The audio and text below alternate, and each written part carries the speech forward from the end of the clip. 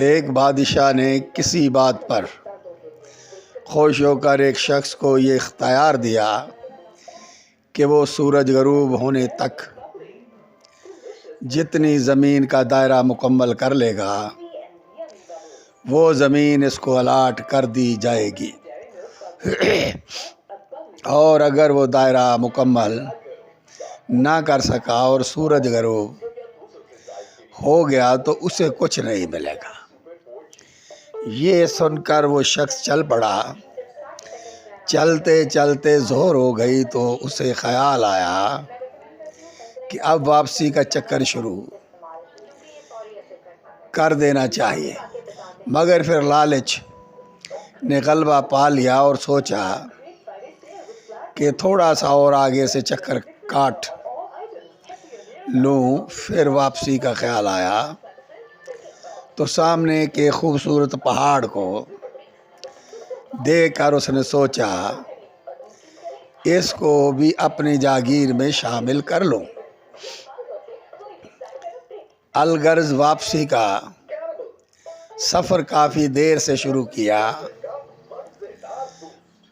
अब वापसी में यूं लगता था जैसे सूरज ने इसके साथ मुसाबकत शुरू कर दी है और वो जितना तेज़ चलता पता चलता सूरज भी उतना जल्दी ढल रहा है। असर के बाद तो सूरज ढलने की बजाय लगता था पिघलना शुरू हो गया है। वो शख्स दौड़ना शुरू हो गया क्योंकि उसे सब कुछ हाथ से जाता नज़र आ रहा था। अब वो अपनी लालच को कोस रहा था, मगर बहुत देर हो चुकी थी। दौड़ते दौड़ते उसका सीना दर्द से फटा जा रहा था, मगर वो था कि बस दौड़े जा रहा था।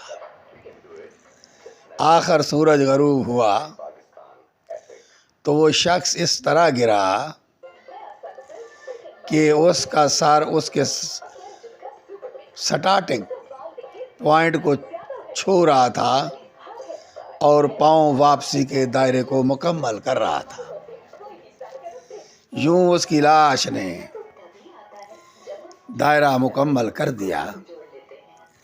जिस जगह वो गिरा था उसी जगह उसकी कब्र बनाई गई और कब्र पर कतबा लगाया गया जिस पर लिखा था इस शख्स की ज़रूरत बस इतनी सारी जगह थी